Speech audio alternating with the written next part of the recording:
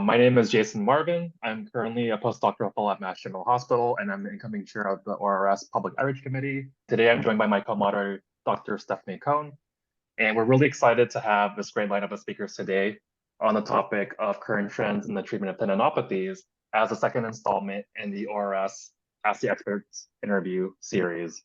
For those unfamiliar with this initiative, the goal of this expert interview series is to leverage basic science and clinical perspectives and expertise to address challenging and/or timely topics in orthopedics research. And ultimately, our goal is to provide information to the general public in an accessible manner. And this being the second installment in the series, we're very eager to expand this to tendon.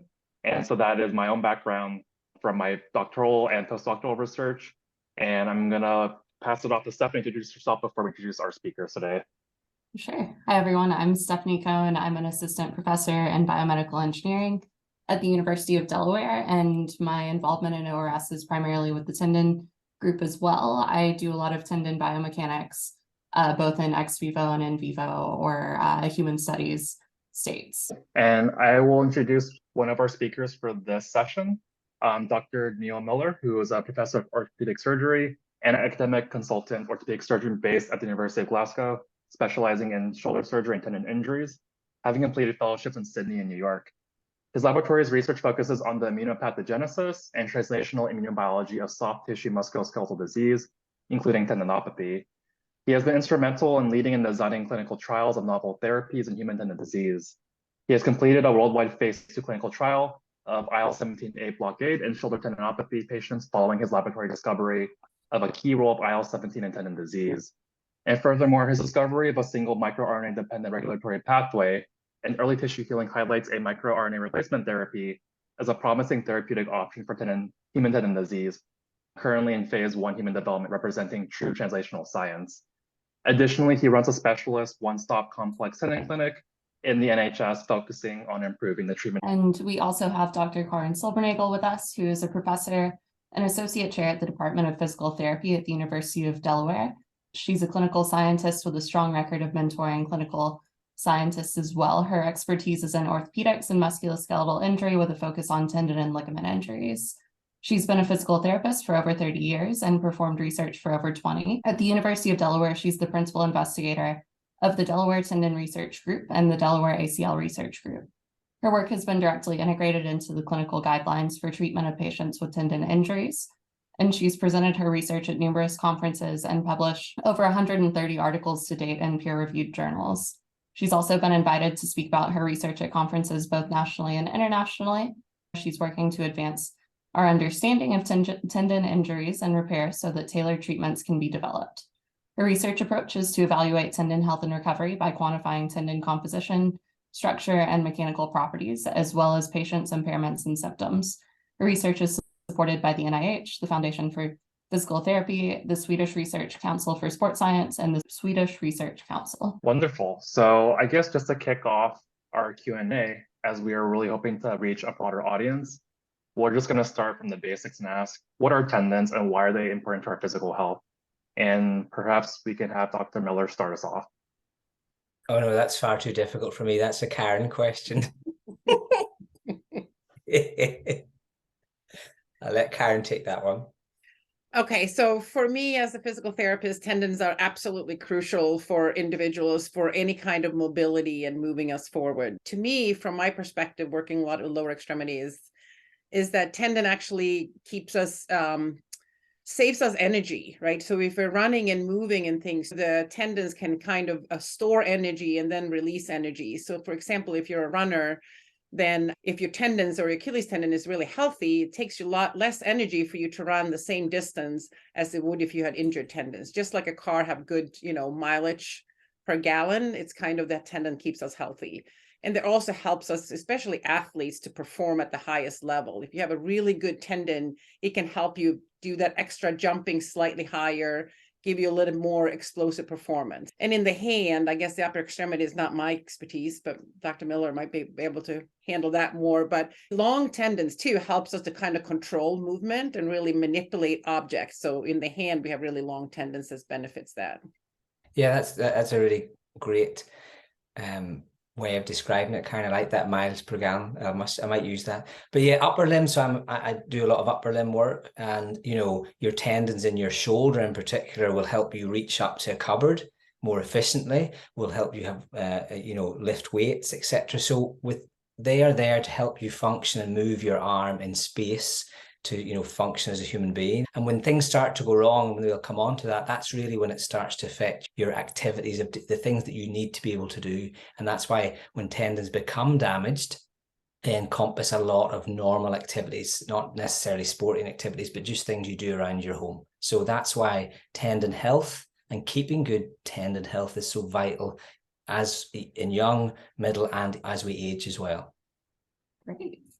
So kind of building off of that, I know we've started touching on what is important about keeping tendons healthy, but we want to ask a little bit more about what actually happens when our tendons are injured or diseased, and what some signs might be that tendinopathy has developed. That's you, Neil.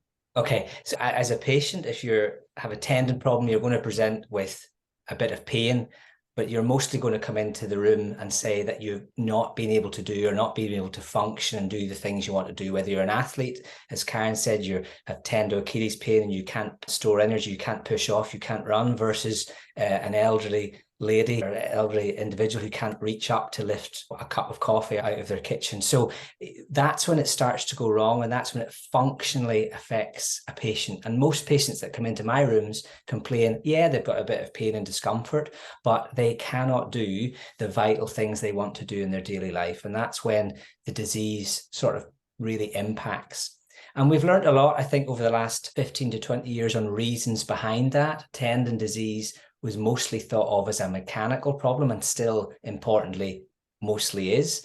But there's a strong process of aging as we get older. Unfortunately, everything sort of wears out, and tendons are the same for that. But there's other mechanisms and other things we are discovering, such as inflammation, such as where there's a lack of oxygen, and also where the blood vessels that are supplying the tendon might actually introduce pain mediators or pain molecules. And an area that Karen's been working a lot on, and I really like, is understanding actually the sort of subsets of how different patients react to different problems with their tendons. I think that's a very important area for you, the patient, to sort of understand how it affects your life. You can become depressed, you can have other health problems linked to having poor tendon health. And it's that link between science, a bit of psychology. All of these things are vitally important in understanding how our tendon health gets worse and how then we can then treat it. Yeah, to add to that too, from a physical therapist perspective, to the people that come into us is generally exactly like Neil is saying. It's usually have pain being active, maybe not pain at rest, but I can't continue what I want to do. If that is walking, if that is playing sports, or just kind of reaching for something as well. And as a physical therapist, what we're looking for the signs of the tendinopathy, we use questionnaires to see maybe how pain and symptoms, but we also do evaluations of your function to see, do you still have the strength? Are you able? What are the deficits that you have? And for example, for walking or for jumping or for movement. And then we also try to look at other questionnaires to see how it affects other parts of your life. And then we also try to look at what is it that you're needing to do to kind of figuring out why are you having more problems, and what are other personal factors and things that looking at that can kind of explain why this happened. Because it's not only where you're at now, it's like, why did we get here? And how can we get you back to fully recovered and address those issues, which we kind of know now can be a lot of various issues to understand. If it's an athlete, maybe just overuse, but it can also be other metabolic syndrome or other things that can kind of affect you. And as a physical therapist, we want to make sure that we really try to address all areas to make sure that everybody gets the full potential for treatment. And on that note of treatment, just curiosity-wise, could the both of you also shed some light into what are currently common clinical treatment options administered to treat tendinopathies? And also, is there an optimal therapeutic window or time to administer said therapies? So I can maybe start on that too. From a physical therapy perspective, I think exercise and loading the tendon and exercise rehabilitation for somebody that have addressed and evaluated all your deficits, it's kind of the key. I think we all agree on that. That should be the number one pathway to go for somebody to looking for treatments. Again, though, it matters where you go. It should be somebody that actually have knowledge and understanding on how to train. It doesn't mean just to train or give somebody an exercise program or piece of paper. It's how you do it and how you address it for that individual person. So I think that's really, really important. But exercise and mechanical loading and loading the tendon are really, really important. Then there are some people that don't respond as quickly as others. So there are other ways to thinking about the injuries and things too, but that's kind of the highest level of evidence. If they're not getting better within, to me, between 8 to 12 weeks, and I don't see the improvement, then I might continue to send them to somebody else, then send them to Dr. Miller. But anyway, so to send them to somebody else too. However, it's also important to realize tendon takes a long time with the rehabilitations. We want to see a trajectory of improvement, but it could take 6 to 12 months to have full recovery. There's no way to kind of speed that up. Yeah, wholeheartedly agree with Karen. I always do anyway. But I think the other thing to say as a patient is that it's understood, it's acknowledging the patient's problems when they come in. It's listening to the patient. It's not just suddenly saying you've got a tendon injury, you're going to do some physical therapy, because there are a lot of background issues in tendon, fear mechanisms if they've had poor treatment already or haven't really identified the problem. So there's lots of education is very important, as Karen says, educating the patient that this is a two-way relationship and it's going to take quite some time. This is not something you can take a tablet for. This is not something you can just get an injection, you will suddenly be better. You have to put the effort in, and it's a joint sort of treatment plan. You start a loading program and you go with them. And as Karen says, it may not work and you may need to tweak it or you may need to add other things in down the line. But connecting with the patient and making them understand that at the start is vital. And I think something that maybe we probably need to do better overall to help patients improve in this condition. Great. So if we think about this a little bit more, I know we've been talking about pain and maybe modifications to activities might be the reasons people walk in the door, right? If they're experiencing issues with tendinopathy, but are reducing pain and kind of restoring some of those activities the only goals of treatment, or do patients and the clinicians they're working with really take on additional treatments to restore tendon structure and function at kind of a tissue level as well? Can I answer? Yes. I think these are very exciting questions. And I think these are the things that was research we ponder a lot too. But I think the important part from my perspective too is that pain is the sign, but it's much broader things that are affecting you. It's affecting your whole health, the quality of life, it affecting function. And I think in order to improve, there is easy for doing kind of the yo-yo effect. You kind of load a lot, or you try to do too much, or you walk too much one day and now you have more pain and then you're doing nothing. And then you have less pain and then you try to do things again. And that's not really helping. We need to improve the tolerance of the tissue while we're also focusing on making sure that the patient understands how to address this in the quality of life or in life to be able to move and moving forward. So it's very important to thinking about that. And we use a pain monitoring model where we talk about having a pain up to 5 when you load a tendon is okay. But if you go higher, it's something that you shouldn't be doing to kind of find what's available to do. Because I usually say if you only want to treat the pain, then people just stop moving and then pain free. But we want people to be able to do what they want to do with minimal pain.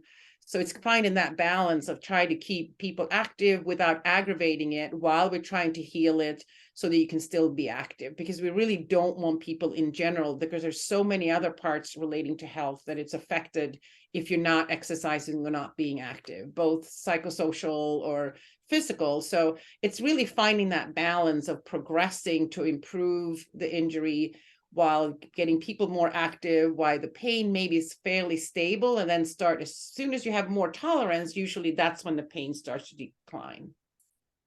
But maybe sometimes we want to decrease the pain and I send them to you. Yeah, I think it's an important aspect, pain to a degree, but I tend to agree with Karen. With my patients, it's a bit of a journey. We obviously want to improve your pain, but actually we want to make you physically, mentally stronger and better, so that say you do re-injure or something else happens in another, that you understand how you're going to get out of that place that you're not really happy to be in at the moment. And as Karen says, pain drives many other mechanisms within your brain, within your cardiovascular system, within your gastrointestinal system. So all over, if you have a chronic issue with tendon pain, there are other strategies, not just necessarily controlling the pain that are vitally important in patients, particularly chronic patients. I know this is a pretty complex issue between different patients, but can we make any general recommendations or talk to any general scales of time that this type of tendon recovery might actually take? I'm a bit like Karen. I would see my patients every 8 to 12 weeks and connect with them and see how they were going. I tend to tell my patients that the way I put it in Glasgow is that you will probably stop moaning or complaining to me by around about the 6 to 9 month mark if we're doing it right. If you're still moaning at me at 9 months, you feel free to hit me, but it may be a little bit longer. Those are sort of indicative timeframes. As long as you're truthful with your patient at the start, that ultimately probably how long it's going to take, they tend to get on board. They do. It's a little bit different treating elite athletes in that respect. It's their living and they want to get back sooner. That's a different conversation. But those are my sort of rough timeframes. I don't know what Karen, I would agree with that. Yeah, I usually say for full recovery, you can take 6 months to a year. My other guidelines a lot is that you're not fully recovered unless you've been pain-free for a whole year. And that I talk as education early on, meaning this is something that you continue to work on, even if maybe the pain is gone, just like we're doing everything else. When people have knee osteoarthritis, maybe part of these are things that we need to live in. So we have to continue to make sure, just like you brush your teeth, maybe you need to continue with your exercises for the specific tendon. It's not, or medication. You don't stop the medication for blood pressure just because your blood pressure went down. It might need to be treated and continued.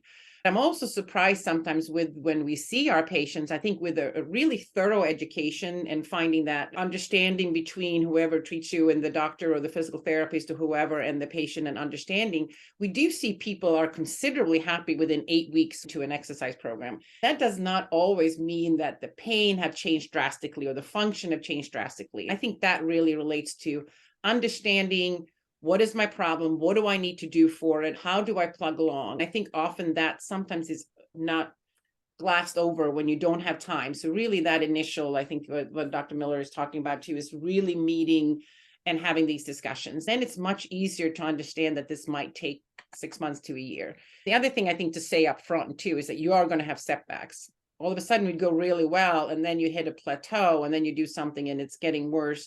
That is a normal progression too. And understanding that from the indication from the beginning, I think have helped. When I got better explaining that to my patient, I think that's when they come back to me and say, yeah, I got some more pain, but you told me what's going to happen. So they're less worried, right? It's that's understanding what the progress is. I think that's really important. Wonderful. So you've talked a lot about this really pivotal role of exercise and just recognizing that drug recovery is very long and complicated. You also talked briefly about how for certain patients, the recovery of their tendon function is quite essential, whether it's their job function or just the things they want to do in love. My question to the both of you now is, what do you do when a patient comes to you and perhaps physical therapy isn't growing as much as they wanted it to be? Whether they ask for other treatment options such as surgery or biologics? In what cases do you recommend those options? And what do you do when evidence-wise, some of these other treatment options may not have clear mechanisms of action, or the clinical benefit may not be fully established as of yet? That's a good question, complicated question. I can give you some ballparks of what I do to give you a guide. If they come and the physical therapy isn't working, I always blame the physical therapist. So that's always. But no, I don't. I tend to revisit with the physical therapist what they have done, how well the patient is connected, etc. Then I would consider probably around the maybe 3 to 6 month mark of adding in what we call adjuncts to treatment. So adjuncts are adding in some other form of treatment along with physical therapy. I would just say that none of this is dropping the physical therapy. You drop the physical therapy, there's not really much point. These go alongside it. As examples of that are injections, which really we have moved away from, but some clinicians still use those. Of steroid injections, there is also things like PRP, where you rightly say the evidence is not so clear. That's platelet-rich plasma, where a vial of your blood is spun down and re-injected into your tendon. Then there's more evidence-based treatments that I tend to use. Glycerol trinitrate patches is a patch developed for angina or heart disease that in some patients can act to reduce inflammation and improve collagen production. And that works in a subset of patients. shockwave therapy, for example, where an ultrasound pulse is delivered to a tendon. These are the sort of things we can add in at later stages should the physical therapy regime be not failing, but not seeming to work. But it's important for patients to understand also that as you do that, you're modifying your loading, your exercise regime with Karen, and you're being educated. And we're also appreciating I think where we don't do so well, maybe not Karen and I, but other clinicians don't tend to sitting down, listening to the patient's psychosocial issues. Is something going on at home? Is there something at work? Is there other things that may be driving them not to be able to do their physical therapy or not engage in the program? Because that's a crucial part of it as well.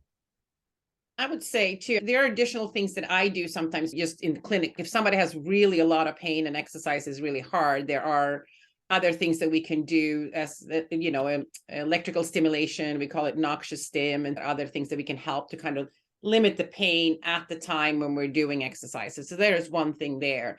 Sometimes I just see that we hit a plateau. We get people that get stuck. Those are the people when we want to start thinking about, are there other options, right? We're talking to the doctors, maybe are there other things that we can think that will work for this person or moving things forward? And I think also sometimes changing things up with the loading and things. Tendons, I think sometimes gets complacent with the same kind of activities. Maybe we want to shake things up, or are there things like shockwave is what I can use more clinic-based? And there are people that sometimes need surgeries and other things as well. So you need to be open for that too. I think it's really important to understand if people are doing the exercises, not the exercises, anything that we can change.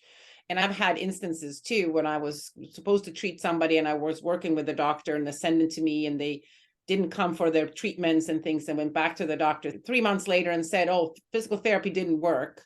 So now you need to do surgery. But obviously me and the doctor had already talked, didn't show up. And she's like, I know you didn't show up for the exercises, so I'm not doing surgery unless you're doing the exercises. So I think having that combination of understanding how things move forward and really that it is important, even if you do have surgery, injection and those things, I think the exercise is going to be really, really important to moving forward. Sometimes I wonder, just having those things, is that what really makes people compliant or really starting with the exercises at the lower level? Sometimes we just want to start with activity. We start with exercises and then we want to rush it, right? That's the main problem I see when people have been to other physical therapists or other places, is that they start really well for 3 or 4 weeks. And then they're like, okay, now you're going to start running, or now you're going to walk, go hiking or whatever it is, or reaching too much. Not really listen to the biology and taking that time. But there's definitely places where other things needs to be considered. This brings up a really great point, because you mentioned, obviously, some patients, there's that plateau and the benefit, but also coming up now is compliance with a lot of these regimes. Aside from patient compliance, we were curious if there are any other factors that you've observed in the clinic with different patient populations that really influence the effectiveness of whether it's just physical therapy alone, or when you introduce these other alternative treatments, shockwave therapy, or biologics in that case, like what other factors are at play to consider? Well, I can start more from my perspective. I think that we have seen that there are subgroups of patients in people for Achilles tendinopathy, and we can see there are various things that are more affecting certain groups. Some people have a lot of fear of movement, more of the psychological factors and understanding. So that maybe education, understanding more of your fear and being able to not avoid activity because we think activity or loading is important. Then we also see more now too, that there are maybe one group that is more of an exercise, maybe overuse induced, versus some people that might be other personal factors and other things that's going on related to metabolic health and high blood pressure, high BMI, high blood sugar, and all those things too. We don't have the data yet, but maybe those things need to be addressed in the combination, because that's why our exercise is not working well. The general health matters for the tendon, and the healthy tendon matters for the general health, right? So both of those goes hand in hand. Yeah, I think Karen's work's really, really important in this area, because we tend in medicine sometimes to want to treat every patient the same, as in we want to tick, that's, I think modern medicine and streamlined medicine wants to treat everybody the same because it reduces costs, but that's not necessarily the best way. I think much more personalized approach in tendon disease is really what is probably now required. And I just add to that, in my clinic in Glasgow, a lot of it is to do with socioeconomic status as well, about what the patient has time to do. Do they have 2 jobs? Do they have 3 kids? This is why treating tendons is important, to really address those social aspects of the patient as well when we're considering what treatment plan to really put them on. Transitioning from that, can we talk a little bit more about how patient demographics might influence both the incidence of tendinopathies and compliance with any kind of clinical interventions? I can talk about certainly the working population that I treat, as in bricklayers, plumbers, people like that. They have busy jobs, and trying to get them to take on a physical therapy regime is difficult. Those types of patients have to be treated in a much different manner, I think, than to say a recreational athlete or somebody who has more time to do those sort of things. There's recent Dutch data to suggest that lower limb tendinopathies are more prevalent than osteoarthritis, and osteoarthritis is one of the biggest musculoskeletal burdens that is on healthcare systems. In the States alone, you spend over $5 billion a year on treating rotator cuff tendon problems. So it's a huge healthcare need. It's probably a healthcare need that isn't on the front pages a lot, but it is getting there. And I think that there are, unfortunately, disparities in the way people are treated, I think sometimes because it hasn't been at the fore, and because, frankly, it's quite difficult to treat. And I see the big issue, since I do mostly lower extremity too, right? It's hard to rest a lower extremity or just follow a loading program perfectly when you have to walk for work or you have to get to work and you have to do what you need to do.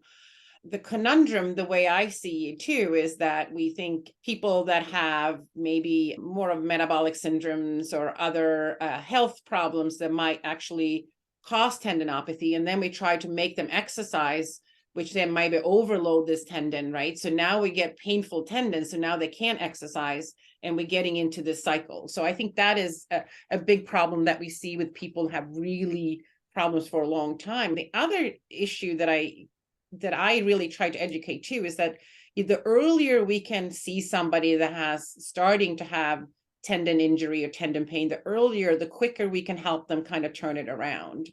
But people that don't have equal access or equal time and things to reach somebody, a healthcare professional that understand this injury, or some people are just dismissed that, oh, a little pain in your knee or a little pain in your Achilles doesn't really matter. You can still work. You should still continue to work. Then we get to the point where we really have a big injury, people can't move and they can't work, and we're getting it at the stage where if we could get it earlier, maybe we didn't even need to get there. So I think those are the things that really coming with education and hoping that we can get to everybody a little bit earlier. That's a big problem when we see, especially with laborer and things too, that they're coming way too late because they either can't not stop working, or people are not necessarily thinking that that's an important injury, versus if I have an athlete, people think it's an important injury right away. That to me is something that I'm hoping that we can really educate and get people started and address earlier on. This is a really great point, because when you think about it, rarely do we ever go to our annual checkups and get tendon health evaluated. Never in my whole life. All of us in this room could name a family member, a friend, a colleague who described to you after like a marathon how bad their joints feel, or after a climbing session and they definitely tore something. Recommendations are to go to physical therapy. And I know oftentimes people will just ignore those guidelines and just go straight back into it. And then, of course, we see that manifest when it only deteriorates further in their health. We've talked a lot about education and what you do with your patients. Outside of education, how can patients take a more active role in their treatment plan, or in this whole grand question of how do we get folks to get this checked out earlier than later, before this disease has already progressed beyond a certain point? Can we as scientists, clinicians, et cetera, help these patients then navigate these more legitimate therapies, especially thinking about areas in the world where maybe there aren't as many available providers for them to seek out? I'm involved in some consensus work, international consensus work, trying to build on consensus, like what should you evaluate? What are the important pieces, both for research studies, but also clinically, and clinical practice guidelines. And then Now we're also looking at what is education, what education is out there, what is being pushed to individuals, and for those kind of things to kind of really improve the next step. The problem sometimes with education too is that people always want a quick fix. So sometimes the thing that people are getting excited about is not the thing that actually works, in my opinion, right? People are rather eat a certain substance or drink a certain things than do the exercises because I tell them to do that every day. I think that's where the education and things really needs to get to. I also think that I've tried to push that too. I think tendinopathy is not purely a sports injury. I think it's a biological disease, just like osteoarthritis. The more we can get that understanding, I think then the more also we need to educate people that are more in the general practitioners or the first people to see somebody with pain that is just not being ignored, and you just don't give anti-inflammatory and rest. I think there's a lot of work that we need to do there. I think that's at least what I'm doing, these things and these talks. I think that's important. Yeah, I would agree with that. We need to be better at doing trials in the tendon world. We're not very good at that. If you look at major musculoskeletal diseases such as osteoarthritis, rheumatoid arthritis, psoriatic arthritis, the trials done to help patients are very well defined, have very good consensus on what the outcome should be. When we turn to the tendon world, we're very much quite behind in that arena for various reasons. As Karen has said, we haven't been at the forefront maybe of funders or governments about how big a problem it is. So when we are doing trials now, we need to really step up our game and make sure that we are including all patient-reported outcomes, imaging that we can look to scientifically to say, okay, when we introduce this treatment, we can make patients significantly better. Or equally, are certain treatments, as you said earlier, Jason, are they not effective, and really should we stop prescribing those alongside other things, other treatment methodologies as well? I think really what we've talked about a lot too is like really aligning your outcomes with the purpose of your treatment. I think I'm afraid sometimes if you don't align, if you have a biologics and things that's supposed to heal the tendon, and then you're only looking at physical activity or only pain, we might miss that it might have a benefit at the later stages. Or if you're doing something for pain, that's your goal of the treatment, and then you're only looking at structure. We need to make sure that we align it for the right people, because I'm sometimes getting worried that maybe we have some really good things that were out there, and due to poor clinical trials, it came out as not beneficial, and then we lost that. Again, the subgroups that we're doing too, really thinking about who it works for. If not all tendon patients are the same, if they all respond differently, then we have trials when everybody is involved, then on average, we're not going to see any change, even though it might be very beneficial for certain subgroups. I think that's what we really need to work on, and hopefully work on our funders too. I think people that review grants, that this is important as well. Awesome. That brings us into one more kind of the big research question, right? So as clinician scientists, we're really interested in hearing about what pressing questions specifically are most excited about tackling in the future, whether those are more in the research realm or more from a clinical perspective. Look, what keeps me excited and gets me out of bed in the morning is that I think there's a really great wealth of scientific data from the lab that we can translate into help patients. Okay, we have been quite poor in the tendon world at understanding the science about why your tendons, why you get pain, why you get structural changes within the tendon, but we are figuring that out now, and we're doing it to the level that we're doing it in cancer, cardiovascular disease. We have really shifted as a scientific community towards helping dissect or helping figure that out for you, the patient. And what will come over the next 5 years are treatments. There will be biological therapies for specific subsets of patients, whether you have a rotator cuff problem, you maybe have had symptoms for 3 months and are not responding. That may be an avenue or treatment for you. There are other drugs being trialed in what I think are better trials. For me, that's the future is very promising, and I'm glad, because treating tendon patients is tough. Being a tendon patient is hard. And in that respect, we as clinicians haven't really changed very much over the years. And now I think, as Karen said, subsetting patients is hugely important, understanding diabetes, molecular disturbance, metabolic disturbance, as well as novel treatments, new drugs or other avenues that could help those patients really is what excites me about the tendon field over the next 5 to 10 years. Yeah, and I'm really excited about the work of others that are more of the basic science level or biologics to see how we can merge that with the exercises that we're doing. How can we find the perfect mix of maybe biology can't be sped up, but maybe we can find the perfect environment so it's going a lot smoother than it's doing now. And I'm also very excited about that. I think that there are better ways to do the exercises and things that we're doing as well. And maybe for whom, maybe we need to start addressing more of other cardiovascular parts and see if we can address that with certain populations, then we can get the exercises moving forward. I think there's a lot of things to do. I think that the patients are really excited for what we're doing. We're very grateful for the patients really getting involved in what we're doing and kind of moving things forward. We have always a million questions. I think slowly but surely, in combination with basic science researchers, with clinical researchers, and with patient partners, to getting the patients involved in what are their problems, what are they looking at, and really trying to understand.